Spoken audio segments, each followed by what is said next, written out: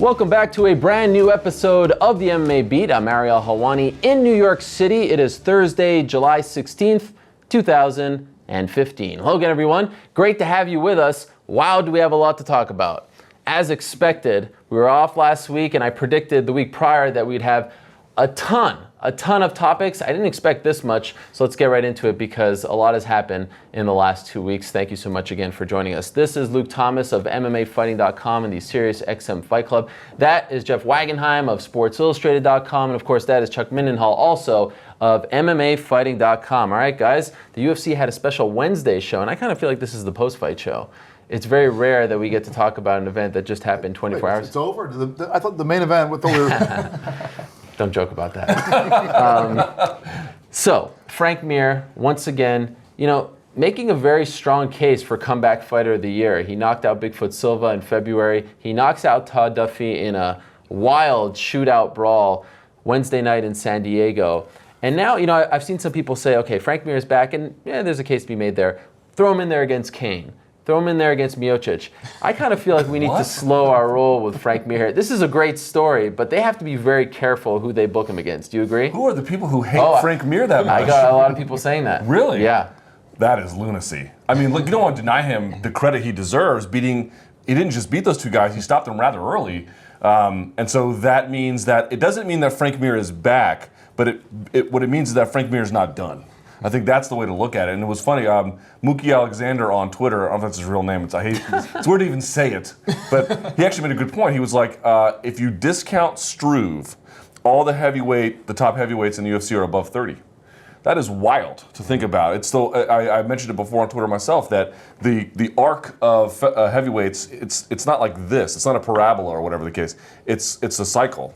Like they peak and they rise, over and over and over. Why do you think it is? I don't really know. There's a lot of theories about what could happen because you look at all of their careers. There's different reasons why they had a resurgence. Partly in the case of like Arlovsky and Mir. Mir trained with Berman Stavern, former world champion who got beat by Deontay Wilder, and that's really legitimate boxing. So maybe it's a return to craftsmanship.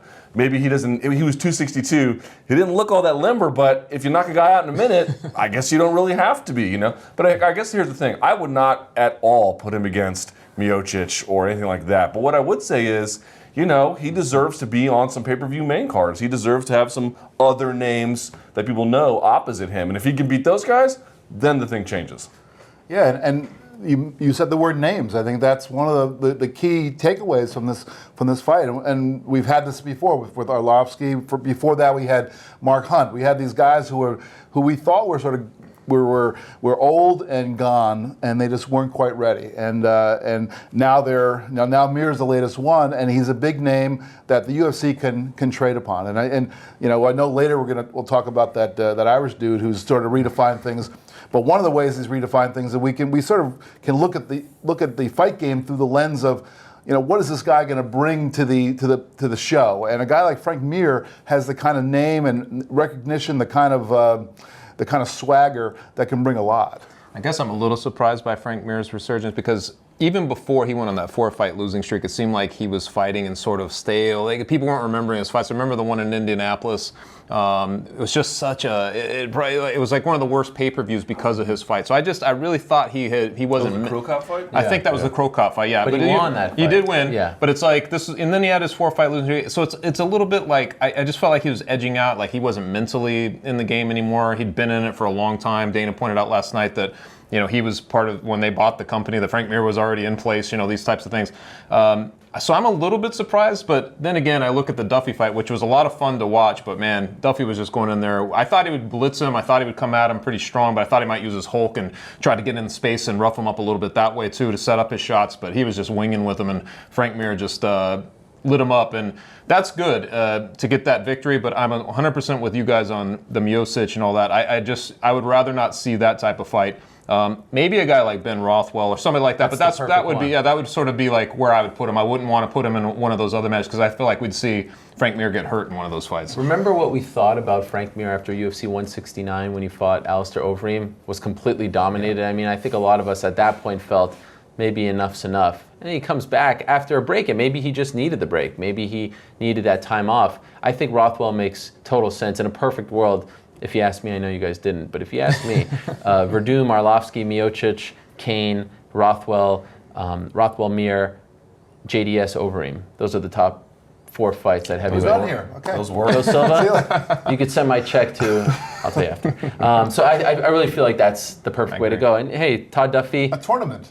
That'd be fun. No, let's do another one of those all heavyweight cards. I think that was really met with a lot of success. Those are so much fun. We need more of those, Yes. you know, especially in this day and age. But at the end of that night on Wednesday night, less than 24 hours ago, I was thinking, like, in 2015, this is all about, old heavyweights coming back, and we'll get to Fedor as well a little later on in the show. But you have Arlovsky doing his thing, and Verdum doing his thing, and Rothwell doing his thing. But it's all about names still in this sport. Like, there are fans who still are attracted to these names, and with them doing these career revivals in front of our eyes when we expected them to be done, a guy like Frank Mir still has a lot of drawing power left. Frank Mir's on a 2-fight win streak. Yeah. At heavyweight? That's great. That's amazing. That's so great. I mean, it's crazy to say you want to put him up against Miocic, but at the same time, the fact that people are even saying, let's put him up against, arguably, potentially, he could be one of the best heavyweights in the UFC. He may prove to be the best, depending on how things go in 2015, 2016. The fact that people are even saying, let's put Frank with that is just a testament to the fact that, geez, man, you can have a terrible showing for a sustained period of time, but if you can just get in there and knock a couple guys out, the world's your oyster at heavyweight. I am done trying to figure it out. Yeah. I'm just going to let them show us and then follow their lead. That division, too, just has the hardest time bringing prospects through, because as soon as a guy gets a little bit of steam, one of these veterans will knock him off and they just can't get there. Miocic being one of the only guys that we might have saw coming a little bit when he started to make his run. You could see that his boxing was there. He had the wrestling. You could tell that he might actually make some noise, but maybe outside of maybe Stefan Struve, there's not a lot of guys who have been able to kind of ascend the ranks, and get up to these guys. So that's also part of it. There's just not that many guys in the pool. There aren't that many guys coming up. So what do you guys make of Tony Ferguson? Because it felt like that was a real coming out party for him. He had been on that winning streak, but this was a big opportunity against a veteran, by far the biggest, name he's ever fought in the UFC. Thoroughly dominated Josh Thompson, and now people, there are some people again who are saying, oh, maybe, a Beneil Dariush or a Khabib. Others saying an Eddie Alvarez. I feel like let's just see where he can go. I mean, let's put him in there against a top 5 guy at this point. They brought him along. This guy was on Tough 13. This is a long time ago. That's 9 seasons ago now. Spike TV. Spike TV era. What do you do with Tony? Yeah, I was pretty impressed too. And if you looked at the rankings, this should move him into the top 10. I think he was finally, right? I think he was just outside of. Well, He was at 11. He was coming up, and then the Michael Johnson fight set him back. Yeah, I feel like, but I feel like since then he's completely rebounded. And if you watched his game, even when he was on Tough, you knew he was heavy-handed. He has a wrestling background. Folks don't realize this, and. You watched, now his guard is tremendous. So I feel like he finally has the maturity and the fight IQ to put it all together, and that's what you see there. Plus, he just gets after it in a fight, just a shade under reckless. I'm with you. Let's see let's shoot him to the moon and see if he gets there. If he doesn't, okay, he doesn't. We've seen him have setbacks before, but at a very minimum, we know he's top 10 talent and ultra fan friendly. You could put that guy on any kind of card, and he is reliably entertaining. And how is anybody in that weight class going to contend with that front roll? I mean, really, that was. I mean, come on, that was. It was like out of nowhere. Some of the stuff, and he would.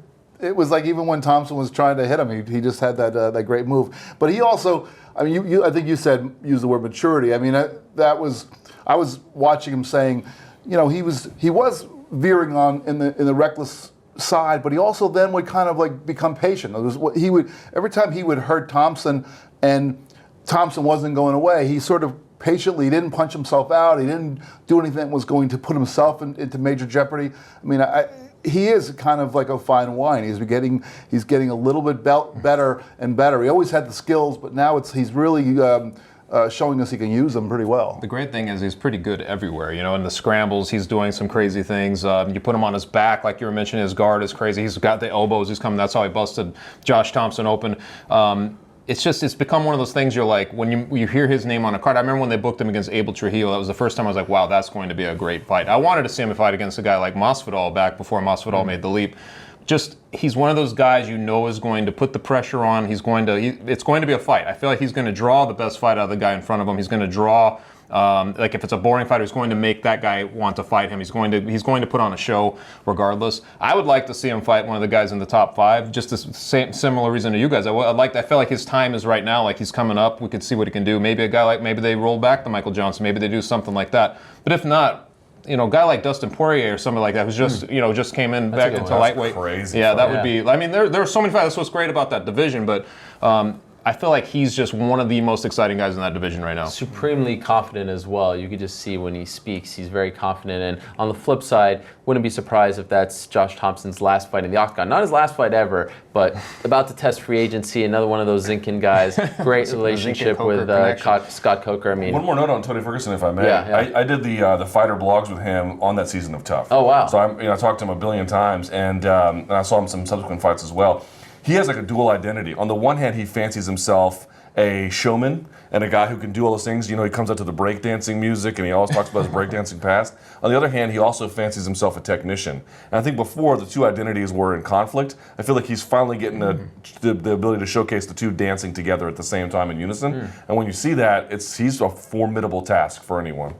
And despite the loss, and I know he's about to test free agency, Will Brooks versus Josh Thompson is a pretty solid fight. Michael Chandler, Josh Thompson. Right, exactly. So we'll see what happens there. One last thing on Wednesday night. Perhaps the most polarizing performance was by Holly Holm because she dominated. It was very clear that Marion Renault had nothing for her. Yet a lot of people thought it was incredibly boring, and some thought it was just a great dominant second win in the UFC. What did you make of it? Yeah, people think that elite striking means cyborg-esque terrorism. It can mean that. That's one version of what it looks like. But like Mayweather is the best boxer on earth, and he is insanely boring. But he's still the best boxer. There are different versions of what elite striking looks like depending on the person's preference and their skill set. Holly Holm, I'm not saying she doesn't have a big punch, but she's way, way better at distance management, at understanding real estate, at keeping you at range. She's not going to get in the pocket and just start trading with you. That's just not what she does.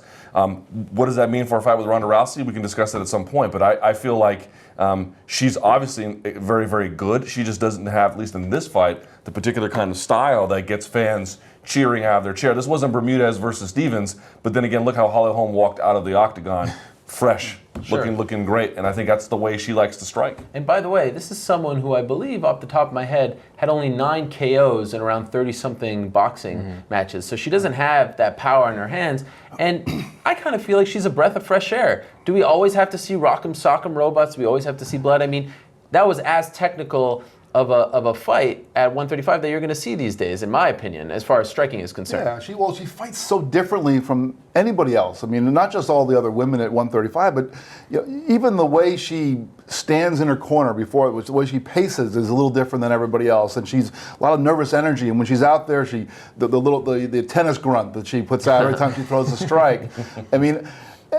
But she's so efficient, and she seems to. It's almost as though she's following some kind of plan. She knows that I'm going to throw this kick, then I'm going to do this, I'm going to do that, and it's very, very fluid. And yet it doesn't necessarily. It's not going to knock somebody out with one punch. But those fans that felt it was boring. I don't mean it's each his own, but I'll tell you, Marion Renault is a good fighter, and she was mesmerized by this. So she couldn't do anything. She just couldn't. It was like she couldn't move. I think a lot of the criticism really comes from that, if you really look at it, because it was Holly Holm who was dictating everything that was going on in there, and she was being methodical like she always is. She presented nothing for Renault to pounce on. So, if she goes in there and cautiously and starts doing things, then maybe people see what they want. But ultimately, I feel like Holly Holm is a smart fighter. She knows what she's doing. She's been doing this a long time. She understands the stand-up game. She probably understands her own weaknesses. She's not going to put herself into vulnerable situations in there. I thought she looked better. But what I get a little concerned with is that you could even hear her in her voice. She felt like she was keeping her guns a little holstered throughout the fight. She might have done a little more here or there. That's all fine and good, but I hope she doesn't cave into some pressure to start fighting incautiously, because ultimately, how she'll get to Ronda Rousey is fighting exactly how she's doing it. She may need to maybe score a knockout or do something at some point that's going to get to kind of rev up the noise on that a little bit. But ultimately, she just needs to keep what she's doing. quite frankly, I'm happy that she's moving a little slower than most would have wanted, because I feel like now we can chill out on the Ronda talk. I don't think anyone who had seen her fight before really thought she was ready for Ronda, including her. She didn't want to talk about Ronda. Her manager didn't want to talk about Ronda. Her coaches didn't want to talk about Ronda. So I'm hoping that they could book her against like a Sarah Kaufman-esque type of fighter. That fight will never happen. They're good friends, training partners. But someone who's kind of, was once a contender, former champion, but not quite there. Yeah, I don't know. Alexis would be very interesting because of her ground game, right? I don't know if she's quite ready for Alexis. I thought she looked really good in her last fight, but that is a criticism that you could make of Holm. She's under no obligation to show her cards. Yeah. But she hasn't shown all of her cards yet. Sure. Yeah. So is now the time? Do you want? I think in your next fight, I'm not saying you have to do it. I would like to see someone pull it out of her so that you know what I mean? Because if opponent never makes you do anything you don't have to do, you're not gonna, most likely, unless you're just some crazy wild person. And she's not. She's actually very clinical in how she does things. But if you can get an opponent who forces you, let's see your takedown defense, forces you, let's see your wall walking and everything else, so we can really get a nice sense of things. Maybe that would actually improve her stakes to get a Rousey fight. Maybe it would ruin it. But I guess we'd have a better picture of her, and we could sort of get a full view of her abilities. I do think some thought Marion Renault would be that fighter, but I thought so too. Yeah. The smart money was on Holm, but this is the funny thing about Renault. She fights with a chip on her shoulder, man. Yeah. She gets out there and gets after it. She did it with the Andrade fight. This time she was just like stuck out there posing. She didn't know what was incredible, Okay, let's rewind to Saturday night. Let's talk about UFC 189. I'm very excited about this because as you saw when our good friend, our colleague Sean Al-Shadi spoke about it, if you saw the post-fight show, for those in attendance, he was out of breath. It was a very emotional experience. It was an out-of-body experience. I am telling you honestly right now, I'm still not over it. I am still kind of drunk on UFC 189. So I want to hear it from you guys as well. I want to talk to you about this. It was a special night. I don't think anyone would argue that it was one of the best nights. As far as main cards, who knows if it's the greatest? That's silly talk at this point. But everything came together. They couldn't have scripted it better, right? If they tried, they couldn't have scripted it better. What made it so special, though? What was it about UFC 189 that people like myself, that the fans who were in attendance, that the fans who were at home, are still glowing about? What was it? Why was that the best of MMA? Here's the cynical Billy Goat's answer to that. No, I have nothing but good things to say. Okay. But I just mean, there's a lot of ways to. There's so many things that went right. But here's what it was for me. For years, it has felt like to me, maybe I'm alone. I'm just saying how I feel. For me, it felt like not just UFC, but every promoter, man. It just felt like all they cared about was just shipping as much product to you as possible. How much fights can we get out the door? That's all I ever felt like, And for once, it felt like UFC, not for once, but for a big moment in time, it felt like UFC took a step back and said, no more. Let's curate this product. We're not just going to give it to you because we have a consistent high level of quality. Let's outdo ourselves. Let's get in there and let's respond. I don't know if it had to do with Bellator's big show, but whatever it was, let's get out there and let's do things we've never done before. And then, of course, fortuitously they had all the fights lined up and they all went well. But they put 2 title fights on there, and they didn't just before. I said before, when I was at UFC 145. Rory McDonald was in the co-main event there. You know who he fought? Shea Mills. Okay, he fought Robbie Lawler this time, It was totally different, totally better. The UFC didn't just put on fights on Saturday night. They put on a show, independent of the fights. And when the two worked together, so like the fighters showed up and they did their part. And the UFC showed up and they did their part. And frankly, the Irish showed up and they did their part. And like when everyone does their part and raises their game all at the same time, which may never happen again, it was freaking magic. Mm-hmm. This guy's man, Matt Brown, sort of really got to say 2 words. Matt Brown, man. No further, Matt Brown. It was. I mean, he got things going. And from there it was, as you said. I mean, I watched the post fight show with Sean, and I was feeling like, well, if I was standing there next to you, I would have been exactly the same. It was kind of mesmerizing just watching the whole thing unfold and watching one fight after another build, because really, all I was really there for professionally was I was going to be watching this to write about the main event. That was the main thing, and a lot of times, I'm like, okay, let's just get through this, and I just want to see the main event. And I mean, lot of times I'll tape it. I'll tape it on the DVR, and I just want to see the main event, write about it. And if there were some other fights that were worth, I'll go back and watch them. But this night, it was like everything was just building and building and building. I think even if all the other fights were boring, the main event still would have been amazing because the Irish fans were there to see their man. But it just built and built and built. And kudos to the UFC for all the little tweaks to the production. I think they really hit a home run with just about everything there. I was thinking about you when I saw these little tweaks. The 3D package. That's hilarious, because you're going to talk about the Montreal Canadiens game? No, but good point, because the Canadiens did originate that. You've been talking for a long time about the event, right? Of course. And a lot of these shows kind of feel all the same, happening on the same night in the same place. This felt different, right? Of course. And I was actually going to mention, because in April we were in Montreal, and you said, I had a ticket to the Montreal game against Ottawa. You said, get there early to see their presentation. Well, they did this big on-ice presentation of their history, essentially, but they did something similar at this UFC, just changing the canvas out and putting on that little show. That was really cool. That set up the 2 title fights, which ended up being everything the UFC could have won. This on the heels of Matt Brown, the 2 flying knee, all that stuff that was going on, and you get these 2 fights. I felt like they set the table for it. Like you said, the production was really huge. You had 2 live singers bringing in your main event stars, but to me, the Rory McDonald and Robbie Lawler fight, I've literally went back and thought about this fight so many times since then. We've had a lot happen since then, but at the same time, when you really think about it and how that fight went down, for it to not have any kind of ballyhoo going in, really, they were just sort of a side note to this whole card. And for them to put on that fight of first round that just didn't really do much, it was just a feeling out process. You felt like we might be seeing a version of the first fight.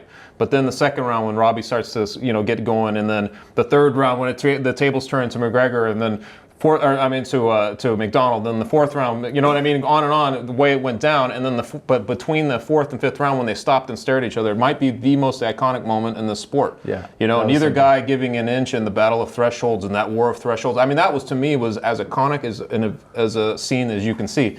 Just to have it play out the way it did, to me, that was as good as it get. Now, that's all in retrospect because we saw it, but I felt like the whole build-up to the show was great. It played out great, and I felt like the UFC actually brought it to the level it needed to be at. Yeah, and I just wanted to quickly rifle off some thoughts, because Robbie represents the old guard. He's this guy who I think a lot of us counted out, and look what he's doing now, and I think a lot of people might connect with him, perhaps because we're getting older and we've been watching him for a long time, so to see him do what he did was an amazing sight. And then I think Rory represents this kid who came to the UFC as this can't-miss prospect, the second coming of GSP. And I think a lot of us, even if you're a fan of Robbie, and perhaps I'm a little biased because he's a fellow Canadian, I think our hearts ached for the kid because of 100%. You knew he was dreaming about this moment, and he was literally 4 minutes away from capturing that belt, and then it ends up like that. Pretty devastating stuff. And then you see this story unfold of Conor,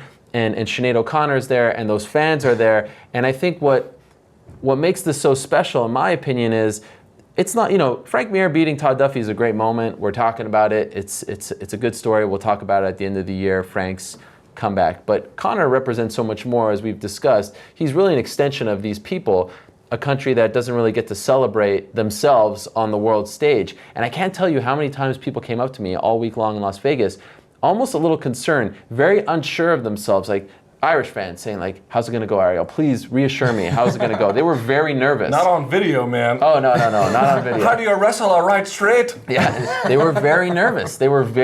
So they all came together on this night, and Conor, he stepped up, and his prediction came to fruition. Now, I want to ask you, Jeff, because we battled about Conor for quite some time. and you've always said, like, look, we need to slow our roll here. The guy hasn't been tested. He's been sort of, he's been put down this path. He's been given the right opponents. Can you say now that he is legit, or are you still saying there are some questions that need to be answered? What question? I mean, he went out there and competed against kryptonite. I mean, what was the one thing that we said he hadn't done before? He hadn't faced a top-level wrestler. Well, they don't get any more top-level than Chad Mendes. Sure, it was 11 days' notice for Mendes. So that's why you could make a case that they're... If you really want to nitpick, you can say that, but Mendes got 4 takedowns in the fight. He got 3 in the first round, and that means that McGregor had to be able to get up. Yeah. And in the second round, I know he got up because Mendes went for that ill-fated submission, but McGregor was able to withstand. He couldn't defend a takedown, but he was able to withstand the top pressure of Mendes, and he still was able to get up and knock him out. So I mean, as far as I'm concerned, that's all I wanted from the guy. We've seen him dominate lesser opponents, and that's all I wanted, was to see him face a top 3 guy, and preferably a guy who has wrestling, and check off that one.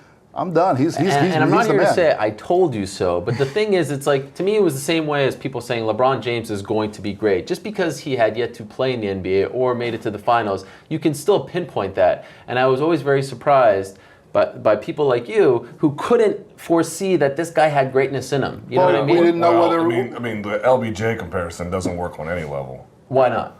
Well, I mean, first of all, he stumbled on the regional scene not once but twice, and one time against a jobber in Europe. That's Very early in his career. Okay, fair enough, but you have to. I'm talking from the beginning of his UFC run. Right, from the beginning of his UFC run, it was clear he was special, and it was clear he could strike. And by the way, I'm not comparing him to LBJ. I'm just saying it's possible to say this guy has greatness in him before he actually achieves greatness. And I think he still has a ways to go, actually. I don't think the story of Conor McGregor is done by any stretch of the imagination. No. But I guess what I mean is the Mendes test, such as it was an important step in understanding a fuller picture of who he is. I think Conor skeptics, the good ones, all they ever said was, and I wrote this in my prediction, I'm ready to believe. But you got to prove it, man. This is a game where you got to get up there and you got to prove it. And you can say whatever you want about Jose Aldo. That dude has beaten everyone. Mm-hmm. Everyone. Done it on multiple times. So the thing with Chad Mendes is like, sure, he beat Chad Mendes in 11 days' notice. I don't know if Conor's going to stick around featherweight, but if he does, Mendes is going to get another crack. He's going to get one more turn of the screw on that one. So Conor's got his work cut out for him, and maybe he rises to the occasion and becomes the greatest featherweight ever. All these things are certainly possible, but I don't think Conor McGregor skepticism was in any way misplaced if it was couched in what I see is great, but there are so many things you have to do before I can give you a vote of confidence. Yeah, I mean, if Mendes had gone out there and got that first takedown and they just beat him up, fight, and Herb Dean jumps in and fights over, that would have been our answer. He can't handle, he can't stop a takedown, and then when he's on the mat, he gets beat up and it's over. But that's not what happened. He got taken down, but he defended himself pretty well. He got that one big elbow that opened the cut, and he took some other elbows, but when he got back up, he was pretty fresh. You didn't see him, wobbling around dazed. He defended himself well while he was on his back. So, while we didn't get the answer we wanted, can he defend a takedown? Can he not defend a takedown? We did see that he can defend himself and against a wrestler. And to me, that was the missing piece. That was the missing piece that separated. Yes, this guy's one of the elite guys versus he's a prospect who's moving his way up, but needs that piece of proof. I just thought it couldn't have played out better, honestly, because you had Chad Mendes, who I can guarantee if you talk to him right now and you say, you got 6 weeks, do you beat him? Of course he's going to say he can. Because when we saw that he was dominating him in parts of that fight. So in my mind, yes, there's still a question, obviously, like how's he going to handle that if it's a Chad Mendes who trained this whole time? So this is perfect, right? Because you have storylines that go into when the next time they meet, if he does hang around featherweight long enough to do that. But you keep the Aldo fight intact. This whole thing, like him being able to sort of showcase, I guess, his belief. Because like you were mentioning, everybody was like, I want to believe, but his whole thing is belief, right? He gets up and he's able to TKO him with just a couple seconds left in that round. How could you have asked for anything better than that scenario to play out from the UFC's angle, from the Irish level, from all of it? Even Chad Mendes' level, because he still has the like I just said, he has the excuse he didn't have the full thing. He got $500,000 in purse money. I mean, I could guarantee you he regrets nothing about taking that fight. So in my mind, I'm like, it's a win-win for everybody. One thing I want to make a note of is I don't want to take away from the fighters because I thought the 5 fights on the main card showed you, and they actually aired the Matt Brown fight on the ball, which is so great. Brilliant. Talk about getting your money's worth. You got the Matt Brown fight plus that whole pay-per-view? My God. Okay, but so there was many things to like about what the fighters did. You had, in the case of Almeida versus Pickett, the young guy taking out the veteran and coming back from the deficit, and then you have Nelson versus Thatch. You get to see great submission work and just brilliant blitzing, and then crazy brawl with Bermudez and Stevens, and then a high level elite brawl in the co-main event, and then of course everything we talked about in the main event. So it was like every look of MMA you could want, you got. But I think you got to give UFC some credit here, not just in the sense that they did all the production stuff and raised their game. I talked about it on this show so many times. And remember, like, Fertitta was like talking about my tweet, being like, it's Mendes. Dude, the gall of the UFC, the balls on them to bet on themselves like this. And they won, man. And they won. Yeah. It is impressive to have the kind of self-confidence to say we're going to roll the dice because we believe in this brand, we believe in this product, and we believe in our ability to succeed. Frankly, it's kind of inspiring. I know I get labeled a critic, and that's cool. I'm okay with that. You just got to give them their due, man. When they had the balls to go out there and put on Mendes in an interim title shot in the main event, Conor McGregor's first time, that is impressive. I have a quick question though about this, and because I've thought about this a lot since the fight night, and I haven't really come up with an answer. But so the UFC spent tons of money to promote Conor McGregor and to try to build him into a star. And as you said, they rolled the dice and they won. So now they've got this guy, who is right next to Ronda Rousey as the big star of the game, and people who've been talking to me before the fight and since the fight, people who have nothing to do with MMA and don't ever watch the sport, have been talking a lot about McGregor. Right before that fight, of course, we see Lawler against McDonald, and the most bloody, brutal fight we're gonna see, and it's almost like the kind of fight that casuals or non-MMA fans would probably recoil away from. So I'm sort of wondering what taking into account the two main fights in that card, like one of them expands the horizon hugely, and I wonder if the other one, as great as all the diehards, as great as that fight was for all the diehards, I'm talking about the welterweight title fight, do you think that contracts the possibilities for the sport to ride Conor's coattails into getting a bigger audience? I think there are some people like us who will say that was an amazing display of MMA, heart, determination, and I think there are some who will say this is just too bloody, too brutal. Right. I think we have to remember that it's still cage fighting. That's right? what the fight reminded you of. Yeah. It's like you're watching this fight, even the people who watch it all the time, there was something so visceral about the exchange, like toward the end with his bloody face and that stare down at the end and all that stuff.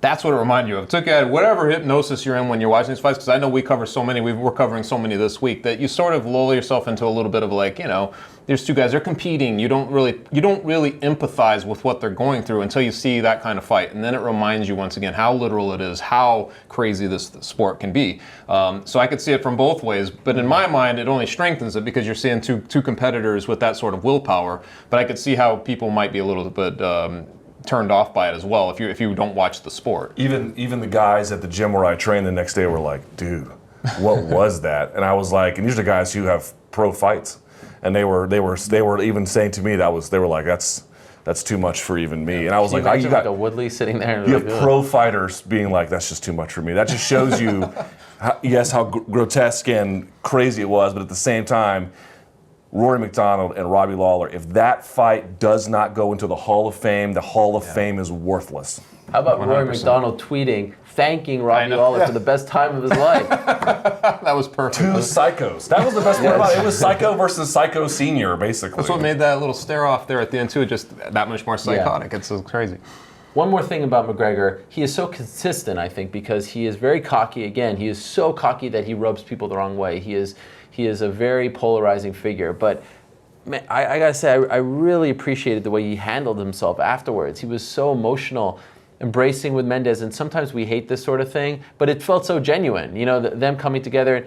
Major kudos to Mendes for handling himself like a total pro. I mean, with all class, going straight for Conor.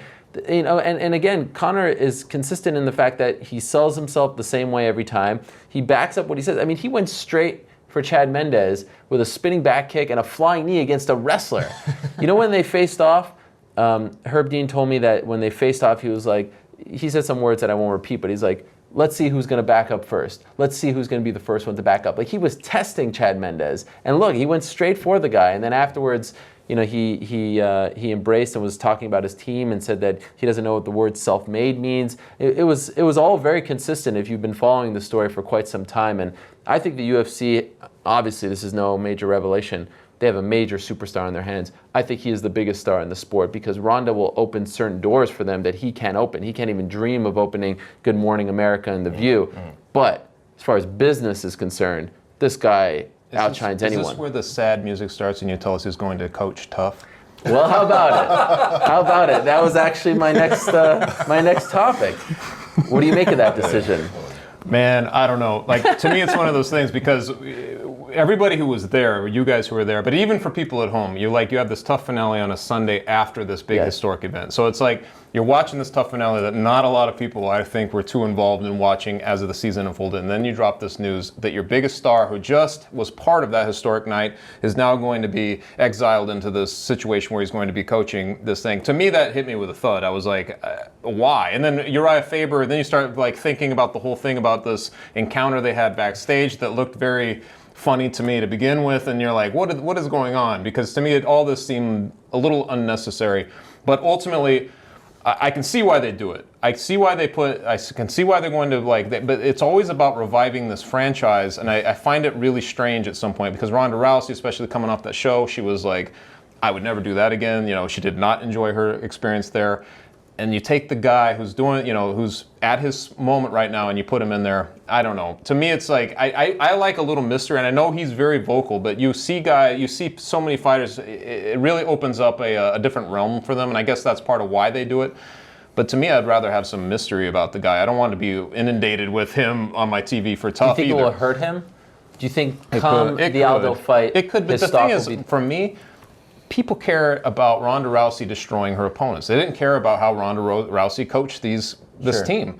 It's the same thing for McGregor. I could care less how he coaches, to be honest with you. I just want to see him fight. And I'm not saying he has to fight all the time, but it's just, like, you want to keep him in that space. I don't really care how he coaches. But that's just me. And I feel like they keep taking their most sublime stars and then stick them in this dying animal and like trying to revive it and get it going again. And I'm like, I get a little. I wouldn't mind seeing him in the gym. I mean, I've one of the things that my takeaways during all the build-up was we saw, every time that, Conor McGregor farted, we had video of it, but we saw a lot of footage of him in the gym, and I find the way he trains to be a little different than other people, and I find that interesting. So if there was, he's not going to do much training there. Well, he's going to be working with these other guys, and if he's going to be doing that, I would be. But I don't think they're going to show much of that. I don't think that's what they're doing this for ratings. I don't watch Tough, so I'm not interested in watching like the coach's challenge with him and Faber. I just don't think that it's not something that I'm going to be very interested in, and particularly since they're not fighting at the end, because he can't even play his psychological games with his opponent. So I don't see it as something that I'm at all interested in. But I understand you just got finished saying this is their biggest star. So why not take advantage of that and try to get some ratings? Y'all are all liars because y'all act like you're so concerned about Conor McGregor being on Tough. Not one of you is going to watch 5 seconds of that show. That's a fact. I'm not watching it. I don't care what they do. It doesn't matter to me at all. Look, if you're a Fox executive, what happens on Ultimate Fighter matters to you. If you're the UFC, what happens on Ultimate Fighter matters to you. And I guess if you're one of the coaches or one of the contestants, what happens on the show matters to you. Me, the consumer, I don't need. There was $189 on Saturday, Ultimate Fighter on Sunday, fights last night, there's Bellator Friday, and then there's another show on Saturday. My need to watch Ultimate Fighter is approximately 0. It does absolutely nothing for me.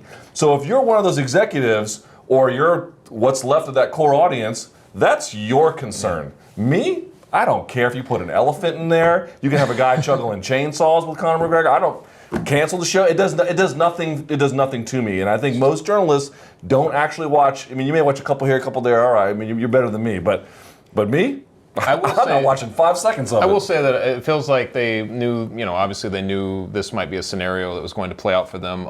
But they're going to film it pretty immediately, from what I understand. It'll be done taping at the end of August. You really don't lose him in terms of they wanted to bring him back in December or January, Conor McGregor. So I don't feel like it's going to. I don't feel like it's going to affect. That would be the only way I would care. Yeah, but that's if it actually impacted the title shot. In the past, that's been my bigger gripe, is that when they take a person who's ready to fight again or whatever, and they put them out, so you're like, oh, so now we're going to put this person on the shelf for 8 weeks, 8 months. At least in this scenario, they're not doing that. So, to me, the best part about this scenario is that Aldo's not a part of it. Because if it would have been Aldo McGregor as coaches, and this would have turned into some sort of reality TV show feud, it would have completely ruined what's so real about this real feud, right? I mean, there is some intense hatred there. And if it would have turned into Aldo wearing that jersey and McGregor wearing that jersey and them arguing over picks and stuff like that, to me, the demise of Tough as it stands today was when I saw Brock Lesnar in that jersey. Because Brock Lesnar should have never been put on Tough. Because Brock Lesnar needs to be in a cave in Saskatchewan, and we only see him when he comes. That's what I mean about the mystery. Keep Exactly. some of the mystery intact. Now, Connor's a different beast. Of course. Connor's such a great showman, a promoter, so I get it. I 100% get it.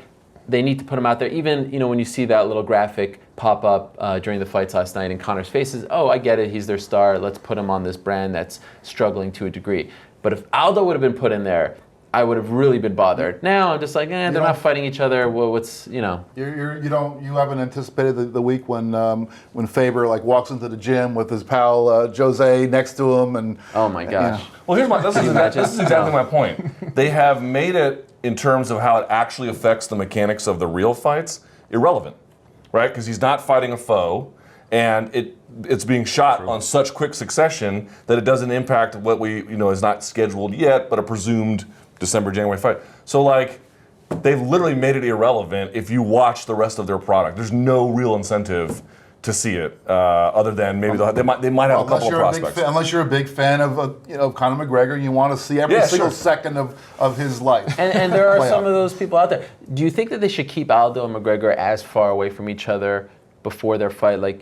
Not do a world tour, because I thought what was brilliant about this scenario last week in Vegas, Mendes and McGregor never faced off at the press conference, so the weigh-in felt extra special. And I don't think 10,000 showed up because of that. I think they were going to come anyway. But I kind of feel like you keep them apart now, and this tension is going to build. Let them do their interviews separate and all that, but don't put them in the same room. Can't do another world tour, but I don't think keeping them entirely segregated works either. There has to be a little bit of electricity, spark, between them. But how that I think is the challenge. If you're the UFC, you're thinking, okay, we don't want to do another world tour, but we don't want segregation. So what's the right call in the middle? And boy, that's a very difficult task for them. But hey, they're up to the challenge. Jones Cormier again, right? It's sort of like they had the big thing beforehand, and then you had to sort of re-rev it back up. But they did a good job of doing that, so I feel like they'll figure out a way. Let's just say it is that January 2nd card, which John Kavanaugh mentioned as a possibility. That's when, if he's ready, they should debut CM Punk, in my opinion, because he will fly under the radar to a degree. All the hardcores will love Aldo McGregor. Everyone's going to buy it. Then more fans are going to buy it for CM Punk, maybe the pro wrestling fans. I think that's their best chance to beat UFC 100. He wouldn't get run over? I think that's almost good because you don't put too much of a spotlight on him. You bring in new fans who will get to see Conor if they haven't found out about him yet. You'll get to see this amazing. I say you put 2 title fights and CM Punk as the 3rd or 4th fight, and that's UFC 100 worthy. It's too bad it doesn't work out for UFC 200 because that would have been, an extra boost to the pay-per-view because I think more people will buy it just because it's UFC 200. But that's what I would do if he's ready. Okay, let's move along because we are running out of time. We have to talk about Fedor Emelianenko. So here we were basking in the glow of UFC 189, and out of nowhere on Tuesday afternoon, we get this sort of press release that Fedor is coming back. Now I feel like in the back of our minds, maybe it's just the fight game, we all sort of thought he might come back. I don't think anyone completely closed the door on his career, especially since he's been showing up at these Bellator, Dave and Buster, whatevers. But okay, so my question is, A, do you guys agree with me? Are you surprised that he's coming back? And B, this is the money question, where does he end up? Man, I'm a little bit surprised. I saw him at the Bellator 138. He looked slender. Yeah. He didn't look like and I'd seen him previously, but this was the most slender I'd ever seen him. Happy. I don't know, man. He's got people around him that have a financial interest in him. I'm not saying that he was entirely manipulated, but I'm sure that they're not, crying themselves to sleep. Oh, more money's coming our way. How are we going to sleep through the night? I think I'm a little bit surprised, but not like you mentioned before. Money talks. It can pull a lot of guys out of retirement. I think he's going to end up with Bellator, not just for the obvious reasons, but when I saw him at Bellator 138, he was walking down the concourse. I was behind Esther Lynn and Casey, and Fedor was with Jerry Millen. Now, Jerry Millen is a guy who has a past in Pride. Do you remember those very, frankly, unfair and unsavory videos that featured Dana White's mother saying all manner of unspeakable things? I think, if I'm not mistaken, he was the guy behind those. And even if he wasn't, I'm pretty sure he was. But point being is, this is not a guy who has a particularly oh, I don't know, working relationship with Zuffa. And if that's in Fedor's ear, look, money talks, and I'm sure they're going to make him a competitive offer. You know, that's hard for me to overlook. Do you think the UFC should try to break the bank? What this story has told me is that Fedor, in 2015, still has a name. I mean, did you see the fighters' reaction to this news on Twitter? They love the guy. They hold him in the highest regard. Absence has made the heart grow fonder here because, in my opinion, when he fought Pedro Hizo in his last fight to date, no one was really talking about it. It wasn't a big deal. It was in the afternoon, the weigh-in of Guida Maynard. I remember just catching it on my phone at the Revel Casino in Atlantic City. It wasn't that big of a deal. Now, all of a sudden, people are freaking out about the possibilities of Fedor. Do you think the UFC should try to break the bank to bring him, especially because if Bellator signs him, obviously that'll boost their ratings? Yeah, I mean, obviously they do like to counter program what Bellator does or counteract what Bellator is doing. I don't know, breaking the bank. I don't know. I mean, you said earlier that you pointed out earlier that almost every single top heavyweight in the UFC is 30 years older or older. So he certainly, wouldn't be exactly part of the senior circuit there. There's already a senior circuit there, and the champion is the guy who handed him that first defeat in 10 years. So there certainly are some little storyline things that he could build toward, but I tend to agree with Luke. I think that Bellator is a more likely landing spot for him. Certainly a friendlier place to compete. I don't think the same level of heavyweights. So if you haven't been out of the game for a while, but who knows? I mean, the guy is nothing if he's not stone-faced. I mean, you look at him. I was at the Bellator show where one of the ones where he showed up and. His expression did not change. It didn't matter what was going on around him. He basically had the same expression. I mean, the guy should be in the World Series of Poker, really. But yeah, I don't know. You're close. No? World Series of Fighting. Let me tell you what. Blagoy Ivanov, okay? 2008 Sambo. He's got his rematch right there. That's true. That's a beautiful. Honestly, I don't know. I saw Dana White last night. Somebody had asked him about it, and he said, we'll see what happens. At least this tells me that they're going to make an effort to try to get him. I mean, obviously, the one sort of white whale in the UFC has been Fedor Emelianenko. So it's one of those things if they were able to get him and sort of put their machine behind him, I know it would be a big fight. They could almost put just about anybody against him in that scenario. You already got guys like Andrei Arlovsky, who fought him already once in a different promotion, but you got guys like him saying, "Oh, that's the fight I want." I mean, I would guess that most of the guys on the roster in the heavyweight division would be like, "Yeah, I'll fight Emelianenko in the UFC." So I think they're going to make it, but ultimately, he's been so, like you mentioned, that it's more of his handlers, and you're like, if he can't get past that sort of thing, I still think he ends up in Bellator just because he is friends with Coker. They've had dealings in the past, so. I feel like that's the forerunner to get him, but at the same time, I would prefer to see him in the UFC just for those reasons, just to see him get some of those old rematches. Yeah, I think he'll go to Bellator, but the UFC one is so intriguing. By the way, someone mentioned this to me. Imagine if they made the Nogueira fight again, Fedor would still win, I think. Wow. Fedor has Nogueira's number. Just want to make that point. And you'd watch it, right? I mean, I would watch Fedor against any one of those top UFC heavyweights. This is the one exception. And I'm not saying I wouldn't watch because I think I'd be obligated to, but I would legitimately be uncomfortable with a Fedor versus Kimbo fight.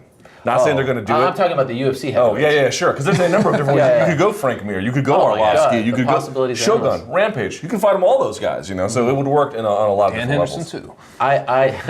I will never forget, and I think about this now. When we were in Abu Dhabi, Dana White met with international media, and this was around the time where he went to that secret island to try to get him, and he said, "I'm obsessed with the idea of signing Fedor." I don't think that's changed. Remember, not that long ago, he told us that he was close to signing him to fight Brock at Cowboy Stadium, and then Fedor's father passed away. I think the UFC will do everything in their power to sign him because, A, they don't want him to go to Bellator, but because they are obsessed with signing him. As you mentioned, they're white whale. And the possibility, I mean, just think about all those matchups they can do. And there's just they've been wanting to go to Russia for so long. Could you imagine if they debut with Fedor?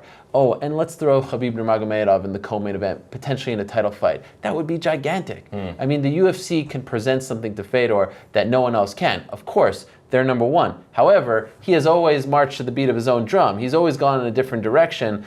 And, he's right there with Coker, rubbing elbows. That's a dream scenario for Coker, and I think he would also break the bank to sign him. But man, could you imagine? I mean, when I just think about if And it's not about seeing him in the Reebok kit. I was just about to say it. That's what. Yeah. I'm about to say the Just Reebok give gear the guy. is like, Let's just figure this one out. Let's just figure this one out like a because Teletubby. it would be so special. You're gonna get that guy on a riser singing live his walkout song. It'd be like, yeah. and that Rasputin beard donk who's in the back of his. No, his priests in that Reebok gear. That's what you gotta It see. would just be special. I mean, I think for a lot of us who have been around the sport for a long time, Fedor fighting in the UFC would be an event. It would, and against anyone, 100%. right? Yeah, but I would. There's got to be the right fight, man. Like if But someone, there's like 40 right fights for him. Okay, there's a And lot it's of all different a choices, revival but circuit at but this there's, point. there's also a handful of wrong fights. No Cain Velasquez, no Miocic, no one who's a real shot at a. Not yet. He doesn't need it. Okay, That's the beauty, right? You can't count anyone out at heavyweight, as we've learned. But I'm just saying, for your first fight back, and our own Dave Meltzer reported it's just one fight, so you got to get it right there. If it's more than that in the end, still, man, I don't want to see him face someone until he's proven he's got like a Mark Hunt? He already beat Mark Hunt. I know, but we're talking about the revival tour here. Yeah, like Mark Hunt. Like, so you got to inch your way back It's a little not bit. the same Mark Hunt. I mean, at least the way he's viewed Sure, today, sure, right? sure. That's the beauty. You get a heavyweight who's incredibly popular, and he doesn't have to fight in a title fight. Right. So you're really getting, a real shot in the arm. As long as he doesn't mess up your four fight heavyweight. No. That's Mark Hunt wasn't mentioned in That's that right. a little bit. And I don't even know if Mark Hunt is the guy, but I really think they have to do for many reasons whatever they can't decide. Well, it's so hard in today's free agency. You can just sign someone and immediately have an impact on pay-per-view.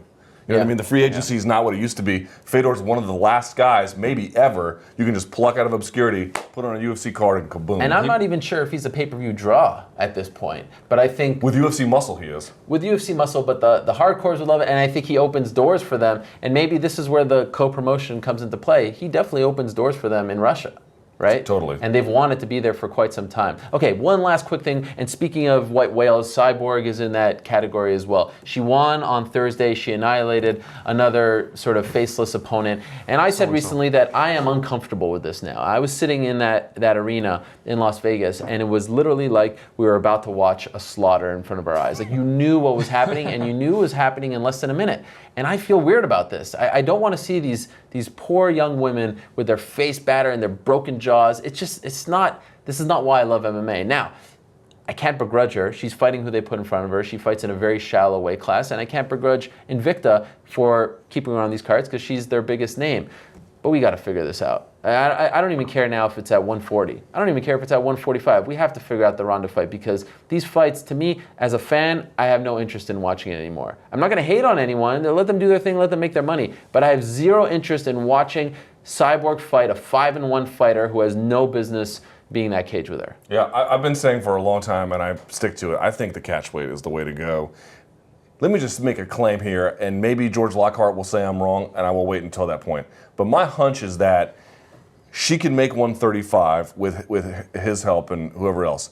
I don't know of any scenario, even with George Lockhart's help, that she can make 135 where a rough cut is not also part of the issue.